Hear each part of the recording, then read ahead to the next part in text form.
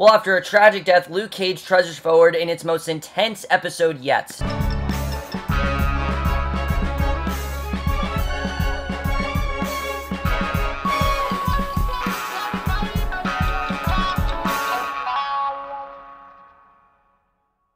Hey guys, here for Luke Cage, Season 1, Episode 3, Who's Gonna Take the Weight? And I was definitely looking forward to this episode. You guys know I've been really enjoying the show so far, and especially the way the last episode left off. It really seemed like we were gonna start to see Luke Cage be the Luke Cage you wanted him to be, and that is exactly what this episode was. Not only was this episode great, this was even 10 times better than episode 2. I don't know how they're doing it, but every episode is just getting better and better. And this episode in general was just insane. I mean, there's already so much action going on, but they're doing a good job with not doing too much. But let's just get in this episode because there is, in fact, a lot to talk about. A lot did happen in this episode, especially toward the ending. There's a lot to say about that. And especially action. This is definitely the most action-heavy episode, but let's just get into it because there is a lot to talk about. And we start off, we see, once again, it's another one of those, like, flash-forward things where we see the episode opens up with the shots being fired in the Crispus attack building. A bullet-riddled couch gets tossed out the window, and out of the carnage is none other than Luke Cage himself. There he is. He is now throwing couches, and Luke is officially what we want him to be. I mean, this episode reminds us that Luke is extremely strong and that he's able to throw a lot of things. Like, he could pick up that bookshelf right there and throw it at you. That is how strong Luke Cage really is, and I like that we were reminded of that in this first like 30 seconds. I thought that was a very good way to start things out. We then flash back to earlier that day, and a lot of this episode is people grieving Pops. I mean, we see that everyone in the community continues to mourn the loss of Pop while his barbershop is permanently closed, which is sad to see because I really like the location. I thought that it was definitely sad to see that they're closing down his barbershop and everything, and we see how much it's affecting Luke and what's going on there, because that barbershop really meant a lot to him. I mean, Pop served as his father figure, and again, we don't know what happened to, like, Luke's parents or anything, but that was his father figure. That was someone that was his mentor on the show, was his Uncle Ben, essentially, and now that Uncle Ben is gone, he has to move forward, and I like that the show is doing this early. I mean, it gives Luke more of a reason to, take down Cottonmouth and people like that. It gives him more of a reason to do that, and it also gives him more of, just a reason to be a hero, because Luke, as we know, didn't want to be a hero, but now that Pops is gone, he's forced to be a hero on his own, and also, he's also doing it, in vengeance for Pop's death, which I thought was interesting to see. So, it is in fact another day in Harlem, though, and someone else connected to Cottonmouth was in fact found murdered, and Cottonmouth's plot really gets going in this. I mean, Cottonmouth's plot in general really is going, but it's it's going very fast. I don't exactly know why it's going so fast, but I'm fine with that. I like that it's going fast, and Luke Cage is then shopping for caskets for Pop. He gets mad over the price because the price is extremely high, and Cottonmouth shows up and tells him that it's taken care of. Even though he and Pop have their differences, the death was a tragic one for him, but Luke still resents Cottonmouth for being the one responsible and paying for the casket with blood money. Because even though Cottonmouth wasn't the one that he didn't indirectly shot Pop, he is essentially the reason why Pop was murdered. I mean, he's the one who had all those guys, like Chico and Tone. All of those were because of Cottonmouth. And even though Cottonmouth, I know he doesn't like to be called Cottonmouth. I'm going to call him Cottonmouth, though, so whatever.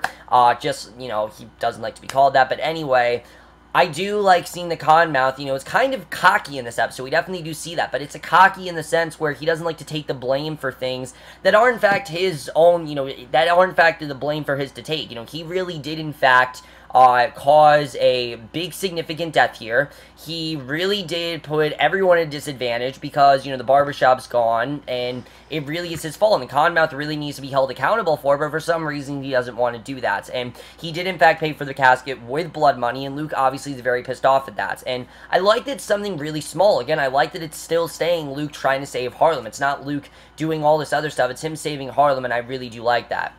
So, Pop's acquaintance and frequent chess player Bobby Fish is a lot more doing this episode, who is played by Raymond Cephas Jr., who great to see in this episode. I love the character Romero and Mr. Robot. Sad to see him go, but I'm glad to see that he was in this episode.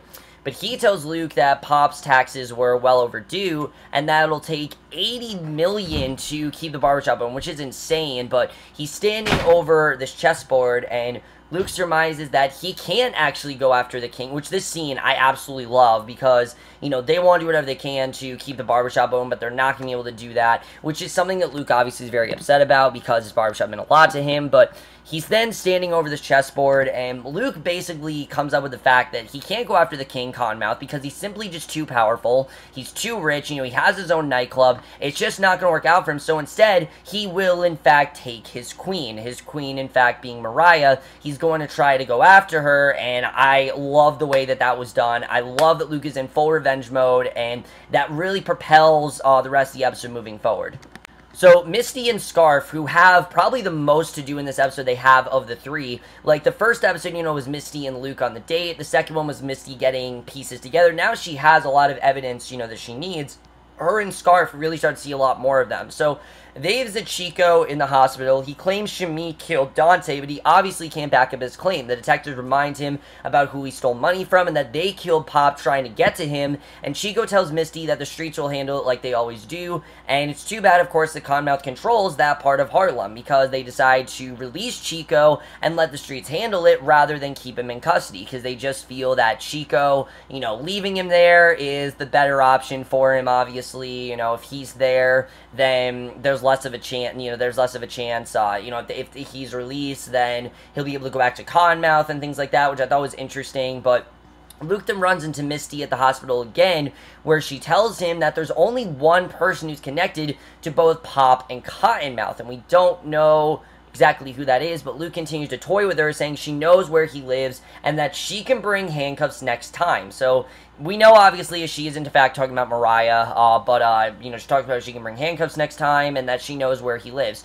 So you know, obviously, that she's going after him. You know that she definitely is going to make sure that he goes back to jail. We don't know what Luke was in jail for still, which I think is interesting, but, we obviously know that he's a fugitive for what happened with on Jessica Jones, and I like that that is carrying over to this, because, you know, he is, in fact, a fugitive, keep in mind. So, when meeting with Chico, he reveals that Dante told him everything about Cottonmouth's business dealings, and he tells Luke that there are stash houses spread across the projects, and while Crispus Attacks is like the Fort Knox of his operation, even though he warns Luke that it's a suicide mission, that if he goes after Cottonmouth, he's basically going to get himself killed, and Luke insists that he can take them by himself, which in hindsight, he can. I mean, he's someone who's able to pick up objects, you know, like, just like he's able to pick up a shelf like you or I would pick up a bouncy ball. Like, that is how easy it is for him to go after Cottonmouth. He feels that he has this perfectly.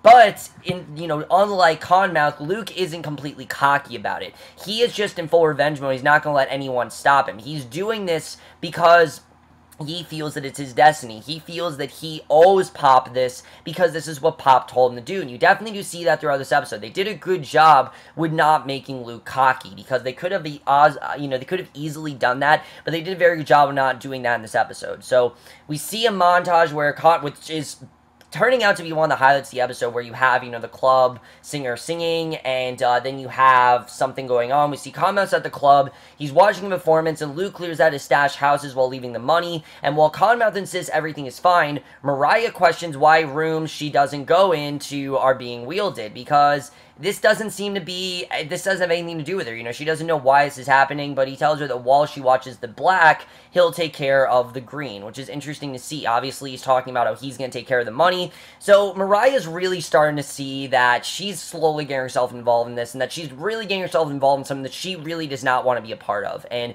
I did like seeing that here. I think Mariah's story arc in general so far has been one of the highlights of the show, and I really do like the way that that propels forward in this episode, because everything really does propel forward. But we then see Cottonmouth. He's at his club. I just read that. So the detectives then commiserate over Pop by talking about basketball, which is a very familiar scene to what was going on in the opening scene, but Misty says that the debate between her dad, who was a Celtics fan, and Pop helped shape the person that she is today. As we know, we know that she's so great at basketball, and we know that Pop was kind of like a mentor to her. So this does confirm that Pop wasn't, in fact, her father. I thought it was her father. It's clearly not her father. Well, actually, no. I thought that Pop was Reva's father. I think he still might be Reva's father, but I don't really know.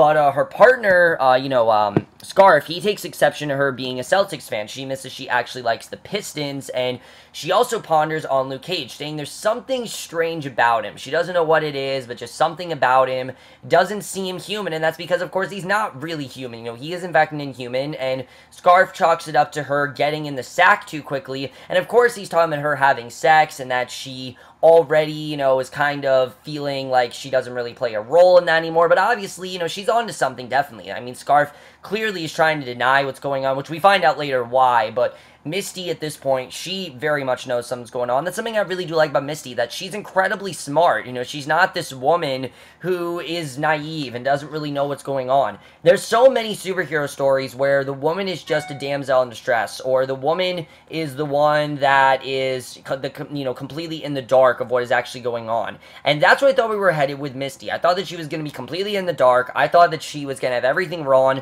but no, she has all her facts straight. She knows exactly what's going on with him. She doesn't know exactly what it is, but she knows there's something strange about him, and that's something I'm really liking about Misty's character overall.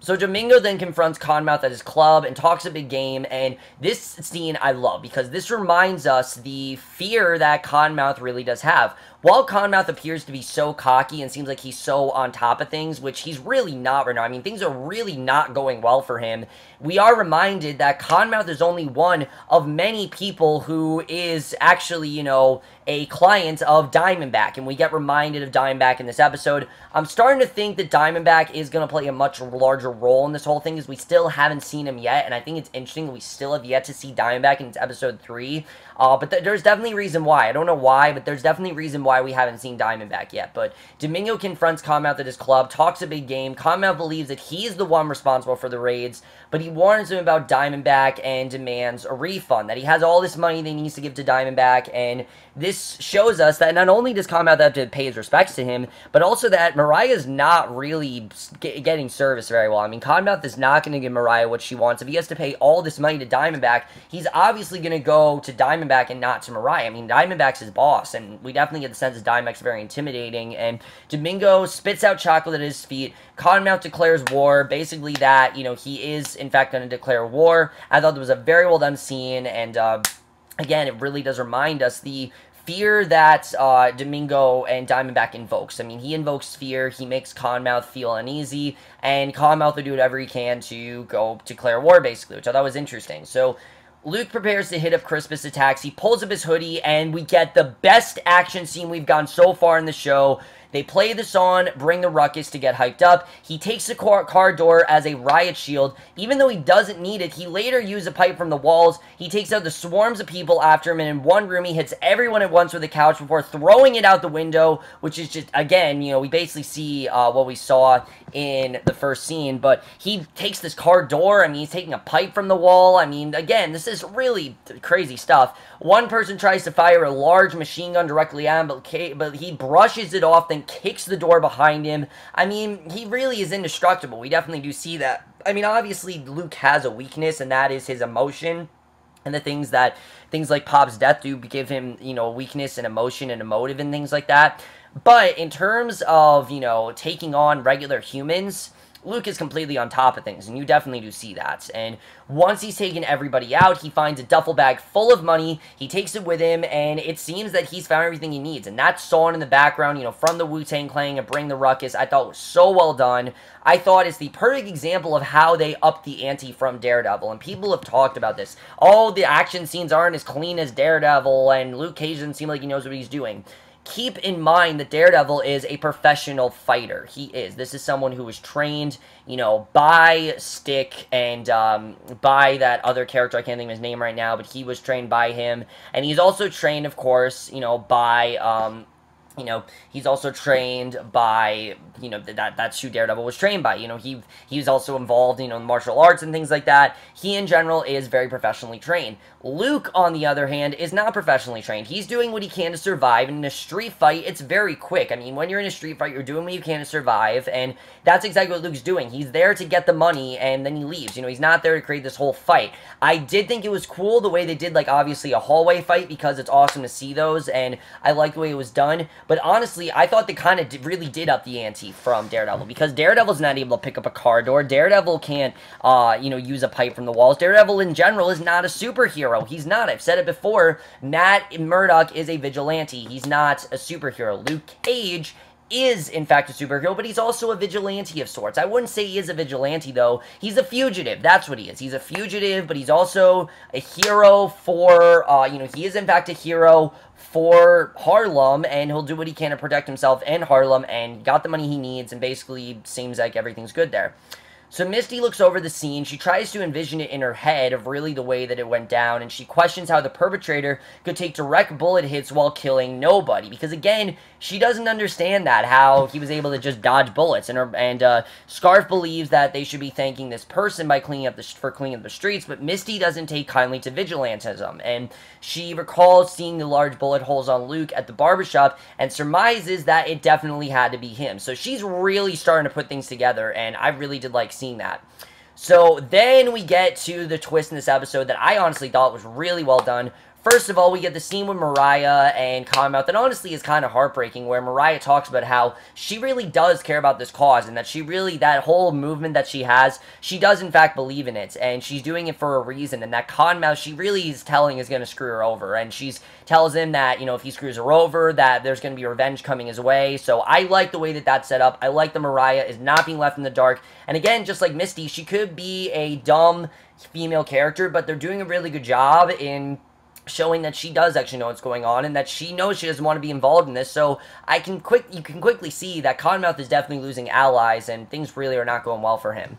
But then we get to the twist in this episode, which this stuff was really juicy. I really love this overall. Scarf goes to meet Chico, who arranged the meeting after the Christmas attacks raids. He tells him that he's ready to reveal everything about Cottonmouth's operation, and Scarf is having none of it. He chokes out Chico in cold blood, and Chico's dead. Right then and there, Chico, he's killed, and sad to see, but obviously, Chico was killed. They needed him. They obviously didn't get him, so Cottonmouth won in that sense, but he meets with Cottonmouth, and it turns out that those two are actually working together, and Scarf is in fact a dirty cop, and it makes sense, obviously. That's why Scarf was trying to get Misty dodging answers. That's why he was trying to get Misty to focus on other things, because again, he already knows everything, and Scarf says that Luke was behind everything, and thanks to Misty's GPS, he can tell Cottonmouth where Luke lives, so that's really why he's involved in this, and that goes in this very interesting direction. I really love this overall, where this is going, because now you can tell that Scarf, he's not just some police chief. He's there to basically be a rat of sorts and basically tell Cottonmouth really what's going on. Kind of reminds me of The Departed a little bit with Leo DiCaprio. Now, he was, fetching, information and reporting back to Jack Nicholson. It very much reminds me of that, and I really do like seeing that here, because Cottonmouth in general, you can tell, he really is on top of things, and even though it seems like he's losing, he is in fact going to win in the end. So, after handing off the duffel bag to Fish to keep the barbershop open, Luke then heads over to Genghis Connie's to help her keep her landlord's restaurant afloat. Of course, Genghis was the female mentor of sorts, but Cottonmouth is waiting with a rocket launcher from across the street. He fires it right at the building, and then the episode ends, which was insane. I mean, the fact that Cottonmouth had this rocket launcher, I mean, obviously we know it's not going to kill Luke Cage, but is it going to kill Genghis Connie? That is the real question. Is it going to kill her? Did she survive? We'll have to see, but that is the way the episode ends. Let's get into this episode overall, because I really do want to talk about where I think we're headed.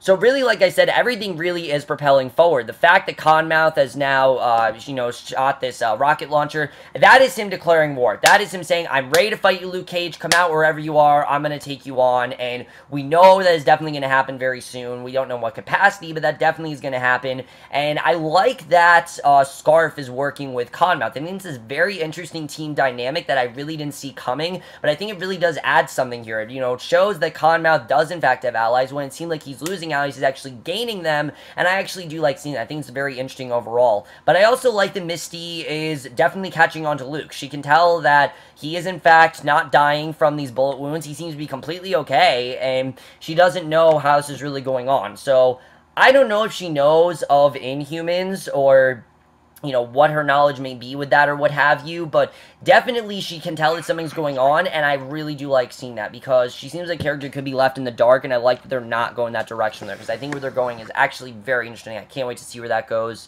It seems like they're keeping this barbershop open, that I guess Fish and Luke are going to try to keep it open. We'll have to see what happens with that. What's going to happen with Genghis Connie?